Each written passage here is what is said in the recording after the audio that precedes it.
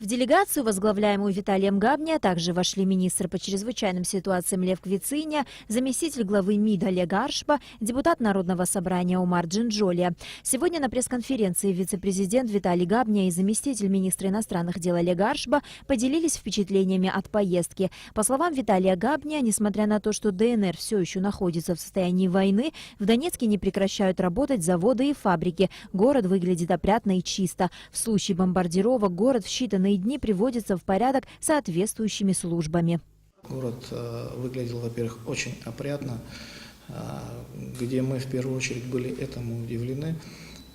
Страна находится в состоянии войны, улицы убраны, травка подстрижена, дома все выкрашены. Если вдруг изредка какой-то снаряд попадает по городу, то ЖКХ отрабатывает там в течение одних суток, где это место асфальтируется. Если снаряд попал по дому и посекло стены, то шпаклюется, красится, и это все делается в течение суток. Вице-президент подчеркнул, что у ДНР большой потенциал. Республика обладает собственными ресурсами, налажено производство и торговля. Виталий Габни отметил, что Донецк заинтересован в экономических связях с Абхазией, в том числе в портовых перевозках.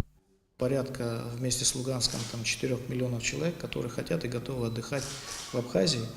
И если мы со своей стороны поставим правильную логистику, транспортную, туристическую, их интересуют наши портовые возможности, поскольку главный порт, через который уходит продукция Донбасса, это Новороссийский порт, он перегружен. Виталий Габни сообщил, что пригласил руководство Донецкой Народной Республики в Республику Абхазия на празднование десятилетия со дня международного признания независимости Абхазии и 25-летия победы в Отечественной войне народа Абхазии 1992-1993 годов.